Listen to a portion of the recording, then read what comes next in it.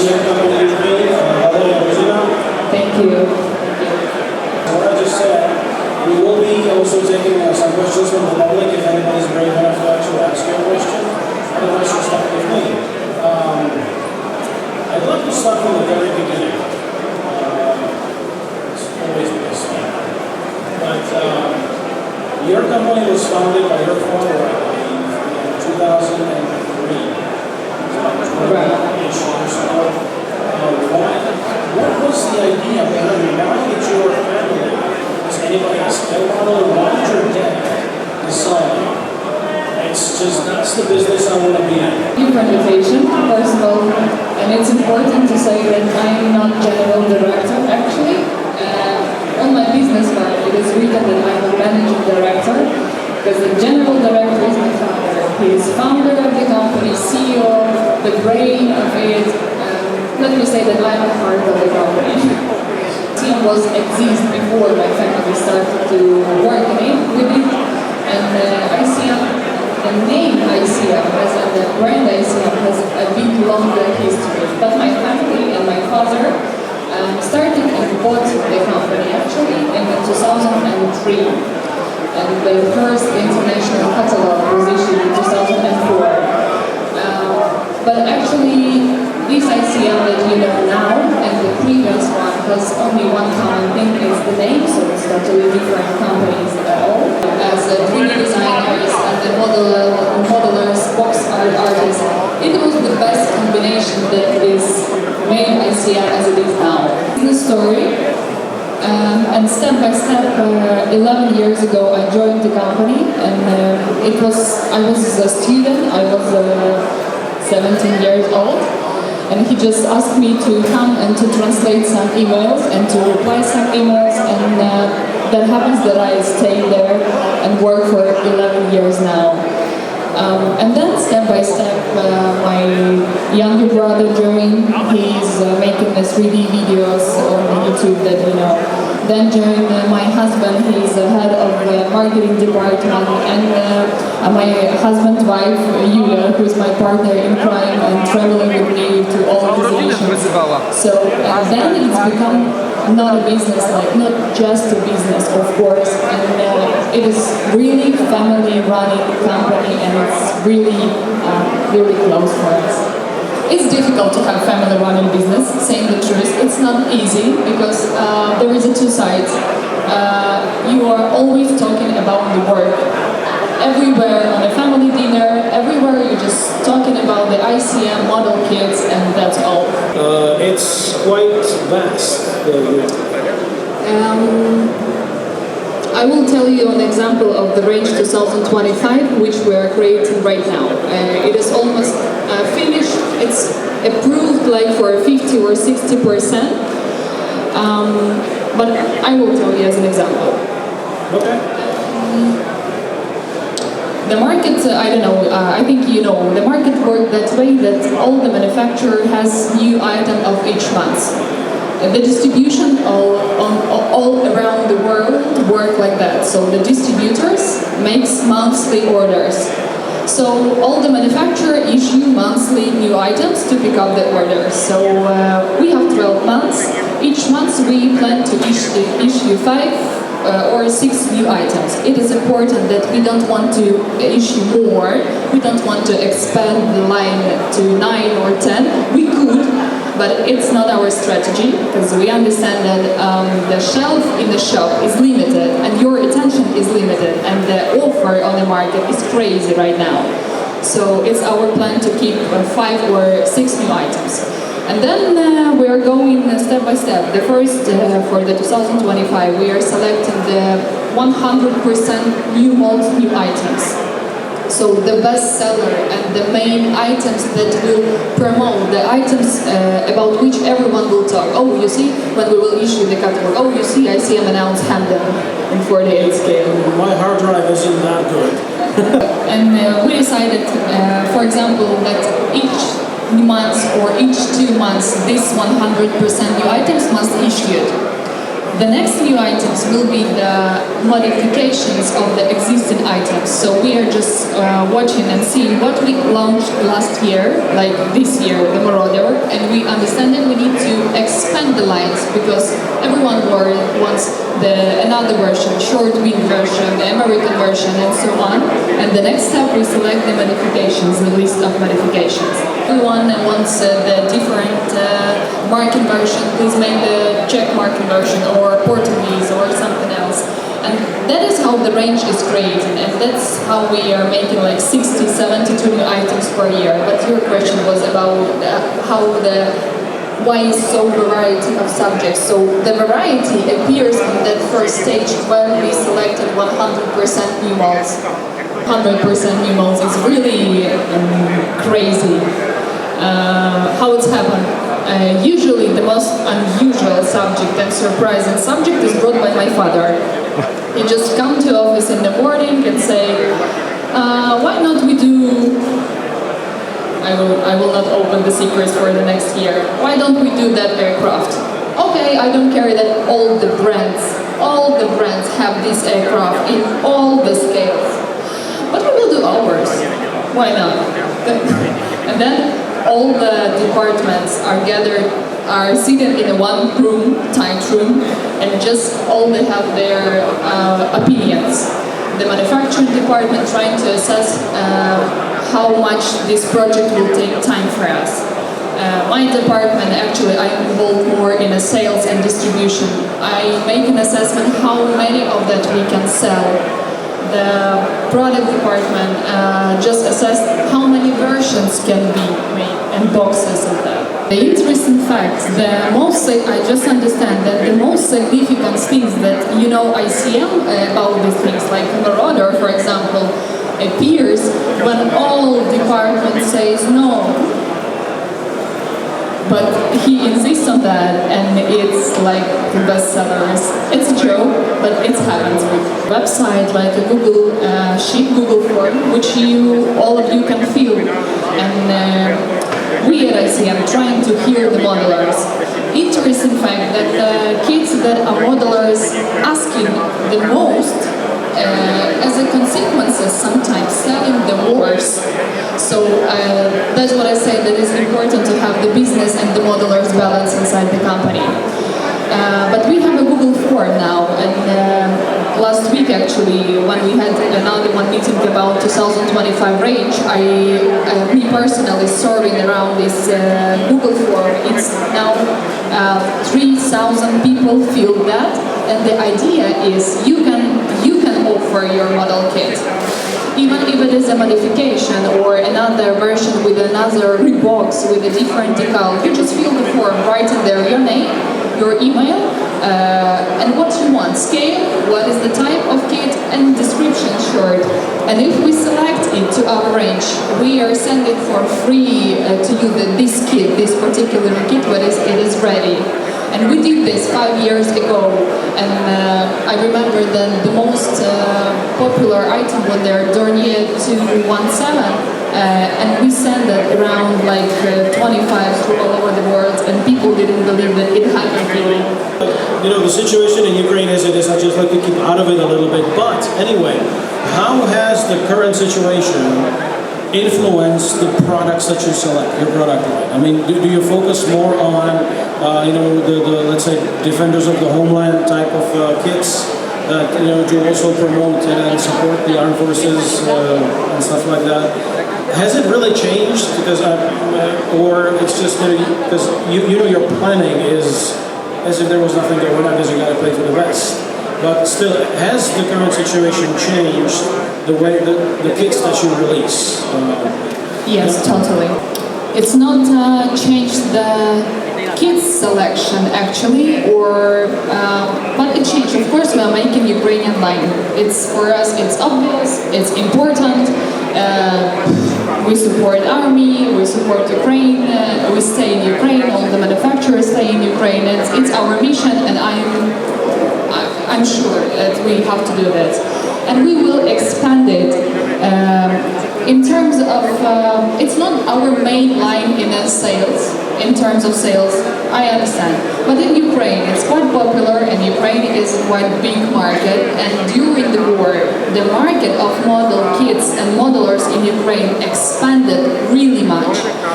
Unfortunately, the war populates the attention to the military vehicles, and but my motto is to leave the war in plastic, and we will make Ukrainian subject, and I wish to leave it in plastic forever. Selection of kits and the process of kits, of its selection is left the same, but we have. It's important to understand that all the processes in a business changed totally, and sometimes even I forgot about this, because we get used to the new reality so much, and it concerns all the fields, starting from the packages or from the schedule, because it's always interrupted by the air sirens, or with the raw material supplies and so on. And Edward will not allow me to lie. They know that sometimes we have a crazy logistical chain how to deliver decals to Ukraine, and so on. But we get used to that, and our partners helps us a lot actually. But the main challenge for us now is there are less people in Ukraine, and that is the problem that we faced recently, and that will influence our range really much for the next year, because some people went to war, and some people are hired by military sector, and it's perfect. They offer the good salaries and the booking from the army, so you are working like a 3D designer for the military or on the CNC machine for a military. That's cool, but they left such manufacturers as we are. And the problem is now that 2 months ago, 5 people from our production left to war or to the military sector, and that's shrinking working hours of the machines really much, and that's why next year we will not be able to release all the new items that we wanted, so we are just limited in the people. Moving away from planning, I would say about 85%, maybe 90% of your production is for exports. 95. 95 even. With that is the cooperation with the Czech modeling industry. I know you're cooperating with Darwin Special Hobby. Are there others that you cooperate with? How do you see those challenges apart from the logistics? And how is the cooperation with the companies in this country? We cooperate with the Czech brands, of course, with the Edward, and it is our position not to make the aftermarket stuff. So we consciously don't do masks, photo-aged, big photo-aged parts, present parts, and so on, and we will not do it, because there is exactly the company who are professionals in that, and we don't plan to include it to our box to make it more expensive. We cooperate widely, I think, with Edward. Edward printing the decals for us, starting from this year. And some of you come to our tables now looking at the decal for the Marauder and ask, I know that it is printed by Edward. With the Special Hobby, we cooperated in terms of some 3D. We shared some 3D files they made for us some project of the 3D. We exchanged it with the bulks. So it works, and I think both brands win with that. Of course, we will. Thank you for the question. We actually planned it for 2025 and announced it in a catalog already. But last week on one of our product meeting, we just calculate how much production time it will take for us. And unfortunately, it is not fit to the 2025. It's really sad, I know. We have already 3D for it. It will be, and it's sad for us. We will, I think, make it in 2026, it's really specific subject, and I don't think that any other companies will release it instead of us. So unfortunately, it will be in 2026. And saying the truth, we plan to release it in all scales. We wanted 48, 144, and we know that it will have all customer in all scales. But next year we will continue the 135 scale line, and it will be S64, the fire version. Yeah, sky crane firefighting. Firefighting version. And the civilian one will be also next year, and that's not a different scale. All production facility, everything that ICM does, we work on our own production. We have all our tool shop, injection machines, and so on. We don't outsource any processes. The only thing that outsource ICM is the printing of decals and printing of the boxes and instruction. All the rest we are doing in-house. And that's a big advantage, because if next year we will have enough staff, we will hire enough people to work on our production, our machines, no one keeps us to launch this project and to initiate or another one, and we just quite have mobility in this. With companies, the question was, let's say you have a cooperation with a company X, and you announced we're going to make, I don't know, Buford, or we're going to make a Cobra, this, that, and the other. So do you have an agreement with the company so that you will not, basically... You asked about the Buford with the FX, did I get it right? No? Yes and no. All the market looks at each other, and especially that manufacturer that said that they don't look at another, they also look much more than another. Sometimes yes. For example, if we want to make some subject with in different scale, and we have the communication with that company that has it already, a normal communication, we just I'm just texting and write, are you planning to do this and this scale? They say me, yes, next year, please don't touch it. Okay. Or no, you can't do this. Okay, no problem. Or what else? We don't participate in any, there is no such struggle and rude competition on the market as I feel. Maybe it exists in some Chinese companies, but not between the European companies. And for me, I'm for the healthy competition. It's okay if we issue the same subject even in the same scale. All modelers and all buyers will find all the subjects, even if it will be on the same shelf with the same price. You know that you will come to shop and say, okay, I will not ICM take because because I've never taken ICM and it exists. Okay, I'm okay about that. Or I will take ICM because I like them. I don't know, because I like their plastic, or it's soft, or so on. So it's, as I feel, it's like normal, healthy situation on the market with this. Funny situation. We had a trade fair in Germany each year. And all the manufacturers right there, Spielwarenmesse in Nuremberg.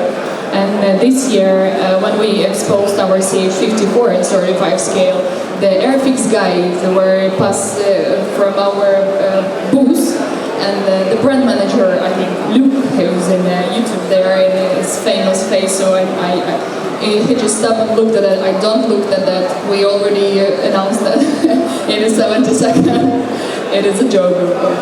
I would like to ask you one thing, because during one of your interviews that I watched to get prepared for this one, you mentioned working with young kids, getting them into the hobby. So I'd like to maybe you to expand, because I think you have personal experience with one of your employees in your company that actually runs a club. So I'd like to just ask you maybe what your experience is and how you're motivating the young generation to actually get into this particular set of hobbies.